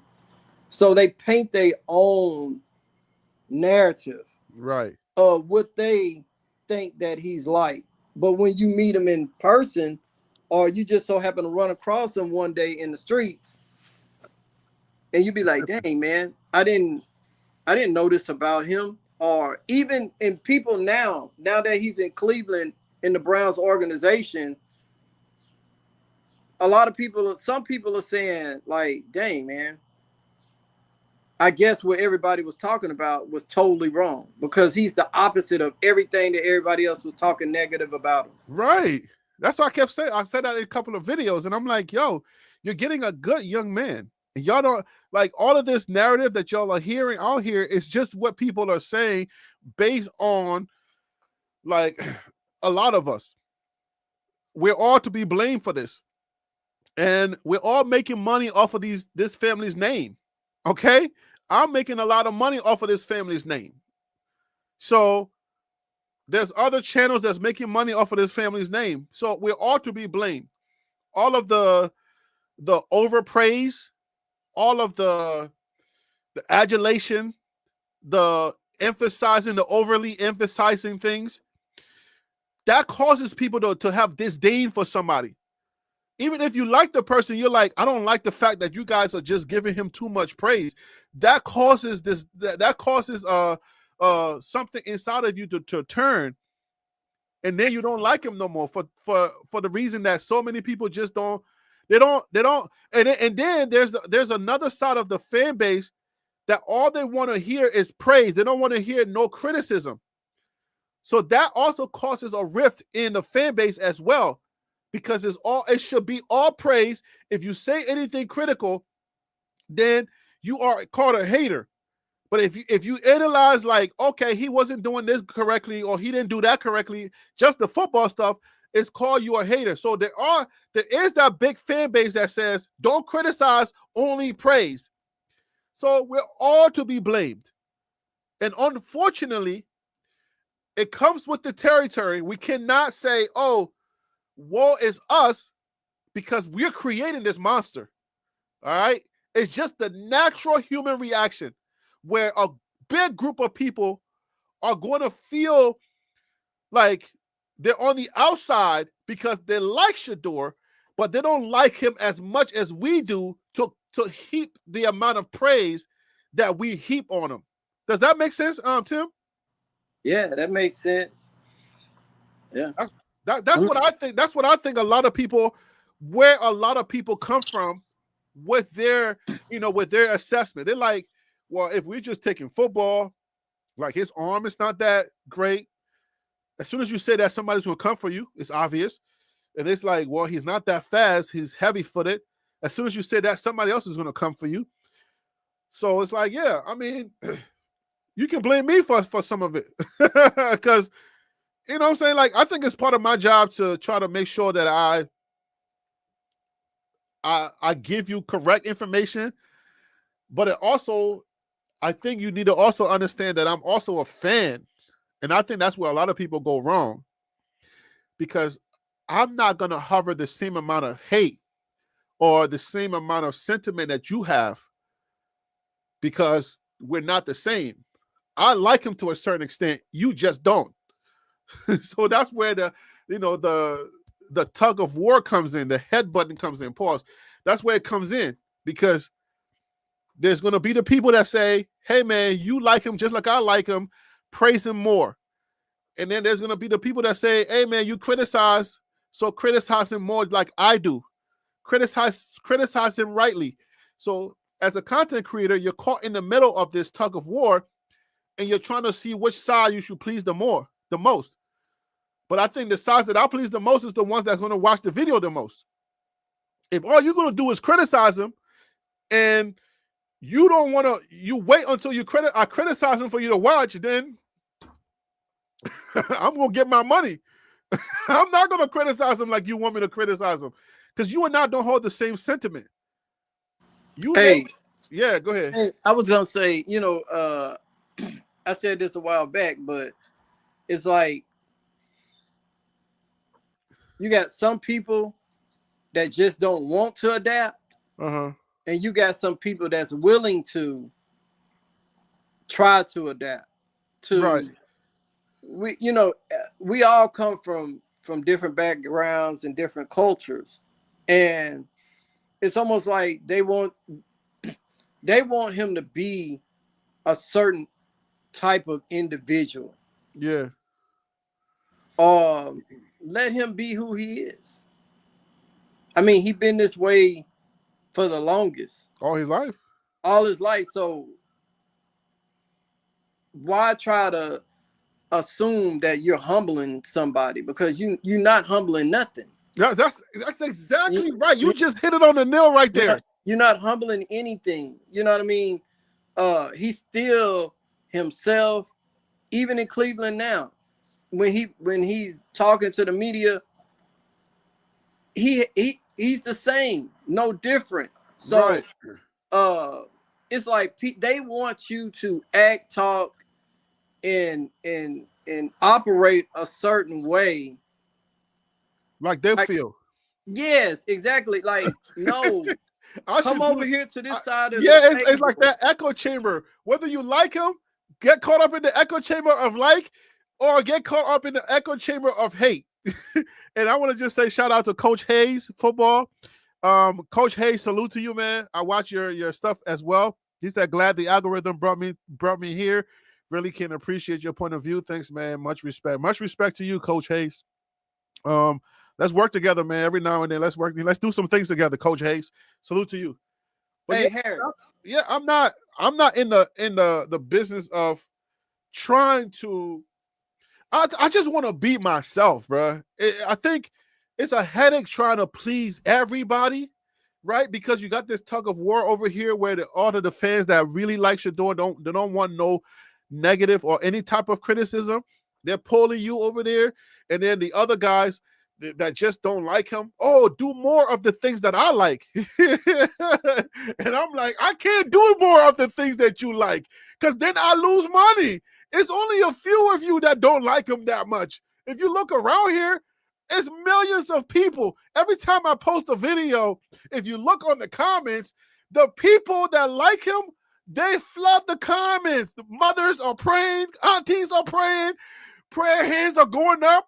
And it's just one of you out there that don't like this kid, and you want me to appease you. And I'm like, what are you, stupid? Like, do you not see the comments? That's money, bro. It's just those are the people that don't understand business. And that's what I've been talking about. I like sometimes I'm like, look, I don't know what these NFL teams were doing, but I'm like, what team you know for a fact that will turn down millions of dollars because they are afraid of the circus? Does that make sense to you, Tim? Like, you are No, afraid of the it, circus? from a business standpoint, it doesn't make any sense Any whatsoever. sense? Isn't that lightning in a bottle? In marketing, they talk about lightning in a bottle. When you catch one of these, like what happened to Kalen Clark, when you catch one of those, where that energy is going, there's going to be ticket sales. There's going to be outsold jerseys. There's going to be a lot of tickets are going to go higher. You know, the ticket prices are going to go up because the demand goes up. So why would you turn that down because you are afraid that you don't want all of that energy? No, you try to figure out a way. That energy dies down once the hype is gone. But that's how I think that is the nature of sports. The nature of sports is there's going to be some hype. Every team is trying to catch a lightning in the bottle. Like, can we get some hype? We got Curry, we got Steph Curry. So a lot of people became Golden State Warrior fans. We got LeBron in Cleveland. Then a lot of people became Cleveland fans. When LeBron left, the Cleveland fan base died down, but a lot of those people stayed. So what's going to happen is you're going to turn a lot of the fad into fortune, right? You're going to turn that into people who stay. Colorado, when Deion leaves, is going to go down, but a lot of those people are already familiar, and a lot of them are going to stay. That's the up and down of sports. But for you to just totally ignore that and say that we don't want that, I'm like, something ain't right with these teams, with these executives. Something ain't right. Like, if I'm the Giants, I'm going for that. You know what I'm saying? Like, if I'm the who were the 5 people that were on the board? It was Pittsburgh. It was the Saints. Definitely the Saints, I'm going after him. You know how much money you could have made in the boo? Oh my goodness. You know how many Gator boots you could have sold out there? Man, it would have been crazy, man. And then you got Wayne down there too. Yeah. Man, and that's his family. It would have just done some It big. would have been crazy, bro. Like, that's family. It is. And then you got 50 that's coming to Shreveport with, you know, his G Unit Studios. So that's gonna bring in a lot of celebrities, and then it ain't nothing but a hop, skip, and a jump down south to New Orleans. So I don't know why, but he generating money in Cleveland right now just by being there. Bro, the local economy is going to change. That's what I'm saying. People are going to go watch those practices. When y'all have those open practices, some of those practices, people are going to come out of town to go see those practices. The fan base is re-energized. You know what I'm saying? You're going to get new fans to come in. It's a no-brainer. Like, it was a no-brainer. So I don't understand why we get here. But the fact that we got here, it just made it all more, more people are now so interested. People that were not paying attention, I'm telling you, this was reminiscent of what happened with Coach Prime leaving Jackson State and going to Colorado. It was reminiscent of that. It was the noise that it created in the sports world. It started leaking into the barbershops. Oh my gosh, Shedeur did not get chosen on the first day. Oh my gosh, people that were in grocery stores, they started hearing it. So now the interest is a lot more. I drop a video clip, that video clip goes viral right away. And I'm like, wow, okay, they want it. I'm going to keep giving it. Anything I drop, people are hungry. This is what happened with Colorado the first time. And then after the first year, then everything went down. It came to a nice low pitch where people can kind of like start breathing a little bit. But this is not ending anytime soon. Shedeur can crack a smile somewhere in a bodega eating chopped cheese in Cleveland. If they have chopped cheese over there, I don't know if it's just a New York thing. If they have chopped cheese and he's eating over there, people want to see that. What team does not want that kind of business? Like, when I talk about that, I'm like, wow, I can't believe that people are this naive and not really like, it's not the type of circus where you're thinking, oh my God, this is bad for us. It's the type of circus where you got praying mothers, you got praying aunties, You know what I'm saying? Like, they're just protecting this kid. Yes, that's the type of circus that you want. Not in a bad way. I don't think this is a bad circus. Yes, you can, as a sports fan, this is a circus. But it's a good circus because the people that are in the circus are praying aunties. Look at the comments. All you see is love emojis. God bless you emojis. My son, you can do this. It's your auntie from XYZ. Just look at the comments, Cleveland and NFL. Look at the comments. These are praying aunties and uncles that just love to see a black man win. Shantae says she's a praying auntie here. That's what I'm telling you. It's a bunch of praying people that really want this family to win. All right? A confident young black man, he's going through the journey from high school all the way to the pros. It's not a bad circus. It's a good circus. It is a circus, but it's a good circus. All right? When you got praying people, trust me. You got praying. Look, this is how far it's going to go. Tim, tell me if you think I'm wrong about this. How black people are. There's going to be prayer groups for the Cleveland Browns. Am I right or am I wrong, Tim? Man, they're going to be praying hard on Wednesday after Bible study. Or just, they're going to create a prayer line. Bro, I'm telling you. Okay? I'm telling you. Cleveland Browns, people are going to be praying for you. That's why I said this is not a bad circus. All right? Sometimes you're going to get people in the comments that's going to call you out when you say anything negative. If he didn't catch that, he didn't make that right throw. Oh my gosh, the world is coming to an end. They're going to tell you, those aunties are going to come after you. They're going to be like, relax, son. He's going to be okay. God got his back. Trust me, I know. Okay. I just had a viral video over 100,000 views, and I'm sitting here wondering, like, okay, what about this video that it went viral? What did I do? And I'm still trying to analyze it and trying to see if I can replicate it, but I'm like, I didn't do anything different, bro. I'm like, what did I do? I'm like, come on, God, tell me what I did. I didn't do anything. It's just the aunties. They all want this stuff to happen. That's it. Yo, the Sanders family, they love Colorado and they love Cleveland. They're now going to love Cleveland. Y'all call it a circus. I know a lot of them know football, but there's also another group of people that really don't care about the football. If you say anything negative, they're coming for you. I'm just going to leave it on that. If you say anything negative about the Sanders family, there are some aunties and uncles that's coming for you. All right? They don't care about no football. These are just like, how am I going to put this? These are barefooted, machete and a Bible-toting people that's going to come for you, okay? If you mess with this, and they're hardworking folk, and they're going to come for you. And guess what? And the ones that do know football, don't mess with them. So anyways, look, man. At the end of the day, I think it's a good circus. And I think that Shedeur is the type of quarterback that you make that investment in. He ain't no quarterback to be sharing reps with Dylan Gabriel. Ain't nobody saying Dylan Gabriel's not good. He was on Oregon. Oregon put 10 people in the daggone NFL draft. Like, come on, bro. You're playing on a team that had 10 players. There's only 11 players that can play on the field at one time. You literally took one half of your team and gave them to the NFL and said, well, there you go. Anybody playing under that, if you're a decent quarterback, you should be able to do that, bro. You got two offensive guys that were protecting you on that offensive line. Went to the end. And let me show y'all. Before I get out of here, let me show y'all again, okay? Let me just show y'all.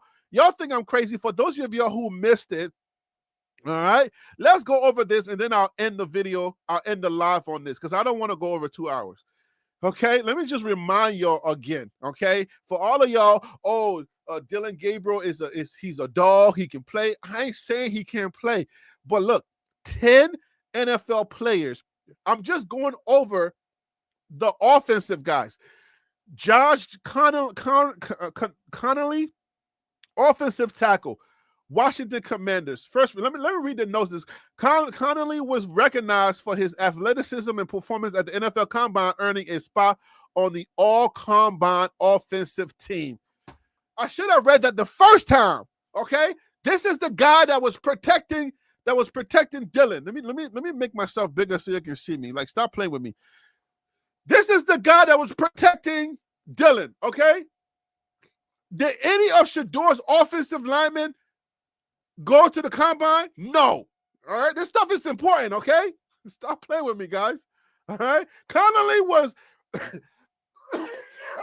Lord have mercy.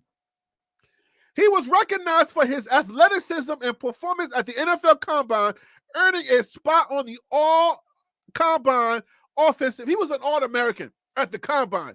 Like, he wasn't good enough to be at Oregon and get drafted. He was an All-American at the Combine. Oh, Lord. Terrence Ferguson, tight end. The tight end is that big Gronkowski, for those of y'all who don't know, for all the aunties and uncles that don't care about football, the tight end, it's like another wide receiver, right? But sometimes his biggest job is to help block sometimes, and then if the quarterback gets into trouble, although that's not the only job, they'll toss it to the tight end, okay? But they do have specific plays for tight ends. The tight ends get the ball a lot, especially if you were like, Tom Brady. Your tight end was your best friend, all right? The good quarterbacks, the tight ends are their go-to guys. Like, if you get into trouble, bro, your tight end is right there. He's like sitting 5 to 7 yards deep, and he's a workhorse, okay? Your tight end is your workhorse. He is the guy that can catch the ball at any moment. You just put it in a space that he's at. It's an automatic catch, okay? And he's so big and so strong that he can carry 2 refrigerators and a hot pot with him, okay? So he'll be carrying those dudes, and he will fall at least 10 yards. So that's how valuable a tight end is. Okay. We go to Dylan Gabriel. He's already chosen. Another offensive tackle, all right? Johnny Cornelius, all right? Drafted by the Dallas Cowboys. Cornelius brought significant playing experience and was projected as a right tackle with starting potential after development. We're just talking about the guy that Dylan Gabriel had on his team, okay? These are 2 NFL offensive guys that were protecting him.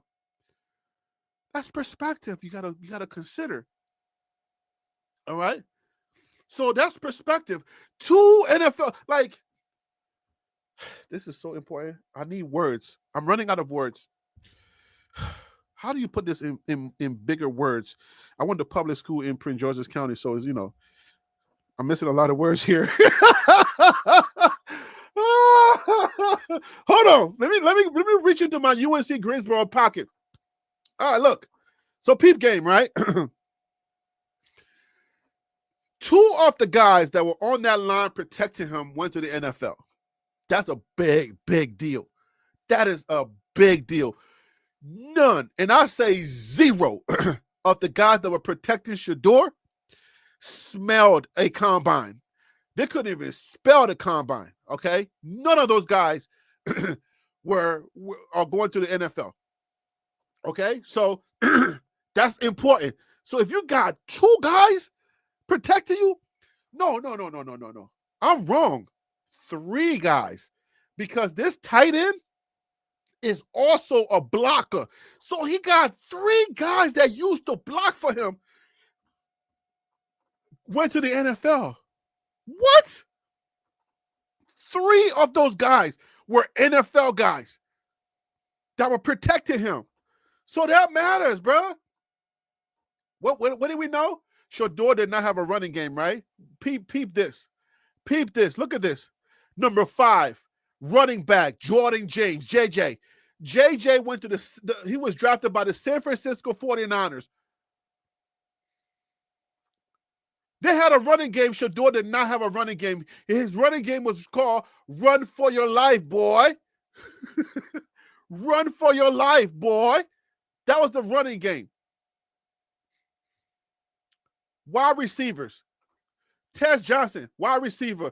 Trayshawn Holden, wide receiver. Look at that. That's a lot of players on their team that actually went to the NFL. 10 drafted. All right? You know how this works. When you're drafted, you have a priority to make the team. A high priority. Not every drafted person makes the team because some people are a bust and they get cut. All right. But when you are drafted, somebody correct me if I'm wrong or not, but your priority to make that team is very high. It's not like an undrafted free agent that gets signed or a camp invitee that gets invited to just try out for the practice squad. Nah, I'm talking about you get drafted, you get a signing bonus and all of that. You get money for your family. They drafted 10 players, not counting the non-drafted free agents that are going to sign. It's almost like their whole entire team is going to the NFL. If you got that and you're a decent quarterback, Dylan Gabriel, come on, man. Where my Liberian people at? My Peking. Bah. Where all my Liberians at? Bah. Come on now. Man, what are you talking, man? That man, oh, he didn't have to be so good, man. Move from there. Nonsense. Shedeur had to be way better than this because he was running for his life the entire time. Now I can't tell where my English is going now. I got lost in my Liberian English. We love to suck our teeth. Man, come on, man. Move from that, man. Nonsense. You telling me who the better quarterback is? Shedeur the better quarterback, man. Y'all move from there. Nonsense, man. Anyway, okay, let's go back to the regular English. A lot of y'all are confused, like, wait, where'd that come from? Where the West African accent come from? That's what TLP means, the Liberian perspective. For those of you who didn't know. Anyways, man, I thank y'all for watching, man. Look, I keep making a case, and I keep coming on here and telling y'all Shedeur Sanders is the better quarterback in that room, and it's time for them to start investing the time in him to get him ready to bring a Super Bowl to Cleveland. He can do it. His mentality is there. Shedeur has the mentality to do it. Everywhere he's gone, he's won. So there's not anywhere that he's gone that he didn't win. He won championships in high school. He went to the he won 2 conference championships, right? In Colorado, he didn't do that, but yeah, I mean, Jackson State, he won 2 conference championships. He went to Colorado, made it to a bowl game. He didn't win that, but it's time now for us to leave all of that stuff behind and say, you know what? The quarterback that did all of that is the same quarterback at Colorado, but now this is an opportunity for that quarterback to do and bring excitement back to Cleveland, or to bring excitement back to Cleveland. I'm working on a video for a lot of y'all that are not familiar with Cleveland. Cleveland, you know, there wasn't really the NFL yet, but in the 60s, they were the team. All right. We gotta go all the way back to the 60s to find something good to say about the Cleveland Browns. And as long as the NFL has been around, you know what I'm saying? As long as the NFL has been around, it's really tough to have to go all the way back to 64 or into the 60s, right? Jim Brown and to find something good to say about these Cleveland Browns. Now you got a franchise quarterback in Shedeur Sanders, like one of the best NFL football players. His name is Deion Sanders. Let me introduce him to some of y'all, right? He's the best NFL football player in recent, in our generation, right? His son has now come full circle, and he's now at Cleveland, and they're trying to treat him like he don't know how to play. But he is one of the best college football players, and we know his talent. So we don't know what they're doing, but I hope they know what they're doing. So All right, guys, I really appreciate y'all being here. Hey, Surf, man, you just showed up. I just seen you, Surf. Surfer Boy 3000. Right? Surf says Shedeur would be a great QB when he gets his shot. He will. I mean, he's special. People don't know that he's special, but they need to stop, they need to stop showing like, they need to stop acting like he's not special. Lewis Barrows, Coach GM. Is that couch or coach? I can't read, you know what I'm saying? Public school. Sorry. Rochelle O, salute to you. TH, salute as always. Surf, salute. El Gumbo. These names are getting interesting. All right, guys. Shente, what up? Anonymous guy, what up with you? Salute to everybody in the chat. Thank you so much for watching, guys. I will try to come back on here. I can't give you a date because I don't want to, promise something I can't keep. God willing, I should be able to stream again this week. But look out for some videos that I'm about to drop. And I'll see y'all. But guess what? There's college football still going on. Y'all know that, right? Y'all do know that Coach Prime is still over there in Colorado, right? Because y'all don't want to see no Colorado footage right now. Y'all don't even care about that stuff right now, okay? Y'all do know Well-Off is still here, right? Anyway, I'm ready to start dropping some more college football stuff, but the temperature is still hot on Shedeur. So I don't know what to do. I got to go where the money is because I'm a businessman, all right? So wherever the money is, that's where I'm going. Right now, y'all want to talk about Shedeur. Y'all want to talk about the Cleveland Browns, all right? But we got the Carolina Panthers. We got the Tampa Bay Buccaneers. We got the Jacksonville Jaguars to cover. The Baltimore Ravens. Bro, I'm from the DMV also. Excuse me. I'm in New York. My studio is in New York. But I'm from the DMV. So for us to have a player with the Baltimore Ravens, yo, it's right there in my neck of the woods. You feel me? So it ain't but nothing for me to just go home and get some footage, okay? I can just go three hours down the road and be like, hey, yo, son, Jante, what up, homie? What it is? Yes, sir. Anyway, Baltimore's right down the street from me. So we got a lot of teams to cover. Did I miss a team? Somebody tell me. Did I miss any team that we got to be covering? All the Louis boys. All the Louis boys. Where are the Louis boys? I've covered the big ones. Carolina, Cleveland, Jacksonville, the Tampa Bay Buccaneers. Did I miss anyone? Carolina. I got Carolina. But anyways, look, there's a lot of teams to cover because now the Louis boys are spread out. This is what I was anticipating. This is what I wanted to happen so that I can bring you information. Now, ain't nobody as hot as Shedeur, so a lot of the information is going to be heavy Shedeur, and then we're going to kind of try to sprinkle in there the rest of the guys, all right? I don't even know why we're not hearing about Travis that much. But anytime I get something, I'm going to put it out, guys. I'm going to try to do my best to try to put it out. All right. And Coach Hayes just found me.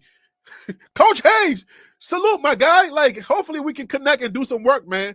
I can't believe Coach Hayes just found me. All right. Out of all this time I've been out here, Coach Hayes just found me. The algorithm said, hey, you might want to check out Harry B. He over there making some noise. Like, he's almost at 17,000 subscribers. Bruh, let me tell you what this is.